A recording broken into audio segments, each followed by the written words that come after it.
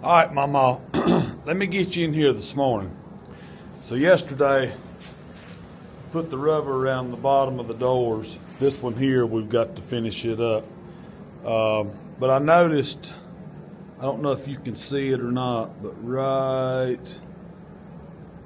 in there in that light, there's some scratches that, these lights, they show different things in different angles. LEDs show different than you just regular incandescent bulb or your, what's the other bulb, like the ones that's in the paint booth in there. I got LEDs on the top, but the other ones are fluorescent. That's what they are. So anytime you turn a panel around, move it around, whatever, light hits it in different ways. But anyway, we've got, this is the latest little buffer that I bought. Max Shine Pro Rotary M1000. And this is the new pad that come in the other day that's wool and silk from Oberk. So we've got that, and I don't know what I did with my compound. We've got the new compound out this morning. I must not have brought it in here. Got the headliner in though. For those of you that didn't see the video from yesterday, that was a job. This is the Cutmax, Sonax Cutmax. So, got the new cord drug out. That right there is money well spent to hang on the wall. But anyway, let's get started on this, see if I can get, if this new pad and new compound get rid of these scratches. All right, Mama. The pad and the compound remove those scratches with ease. I know that you probably can't see it on the camera. You have to take my word for it. And also, you can't see the haze that a rotary puts in, especially with a wool pad. I can see it naturally. I can see it. But when I was buffing, used to another shop that I worked at, when you went to buff, you started off, you spread your compound, and then you turned it up to like 2,000 and went to buffing, because everybody has always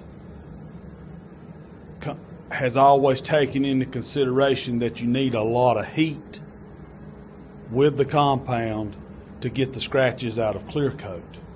Well, today, and that might have been so. I mean, that there might be a scientific method behind that, but like this compound right here, if you look back at one of my other videos, or if you go on their website, Sonax Cutmax, it's got a cut quality of 6, which is their highest, and a gloss quality of 4. They're saying that it will remove scratches of 1,000 grit, and they recommend that it runs, that you buff it 800 RPM to 1,200 RPM, somewhere in that range. So today's compounds are made to remove scratches at a lower speed, and that also helps with cutting your edges down, burning through. Because if you're working this area right in here, because if you sand all the way up to your edge, then you've got to buff all the way up to your edge. Well, if you're running a rotary buffer or something at 2,000 RPM with like a 3M stage 1 compound that's real gritty, that just gives it a faster, quicker bite to burn through, plus you're building all that heat from like a foam pad.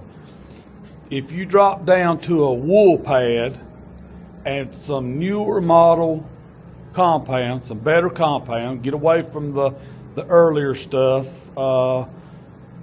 you can cut and remove scratches at a low RPM so that you've got a less chance to burn your edges. If you keep that buffer moving, and not just set on the edge, like your buffers, they always turn to the right. If you're buffing this edge, then you want that buffer to be turned to where it's rolling off of the edge.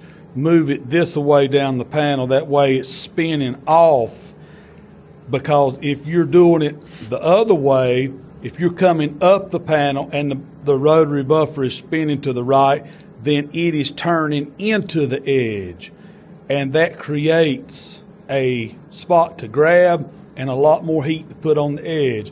So always, same way through here, if that rotary buffer is spinning to the right, buff down through there so that it spins off, not against. There's a lot to it. There's a lot online. I'm not the best at it. I like to do it. I enjoy doing it. Anyway, this little buffer here that I bought, if you're looking for something with good grunt power, like that number one is 800 RPM, and then it goes to 1.5, and then you scroll it on up to 2. So at 1, you're looking at 800 RPMs, and then it goes to 1,000, and then like 1,200, 1,500. So you can be right in there with this compound and do a really good job and not have to worry about burning through.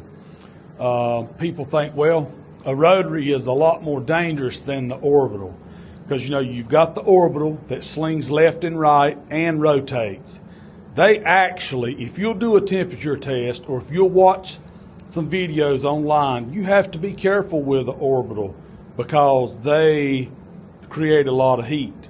Well, now they've come out with a forced rotation orbital, which makes it turn to the right at all times, and it oscillates.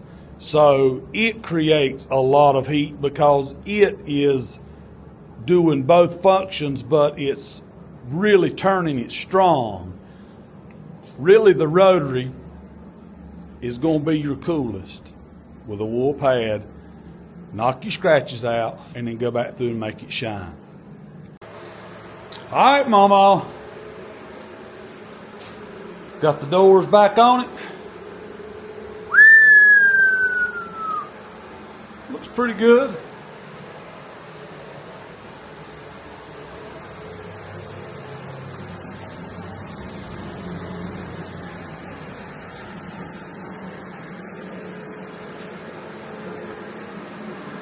Actually looks pretty good, Mama.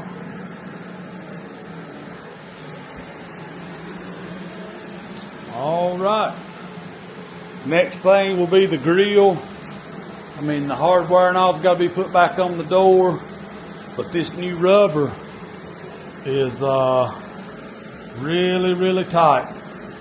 We had set the doors, adjusted them so that they fit good, but then we ended up taking off the old rubber that the other guys had put on, that had been on there for so many years because it was torn at the bottom, and we put a new rubber on. But for anybody that's ever put it on doors, it takes a little bit to get it mashed down.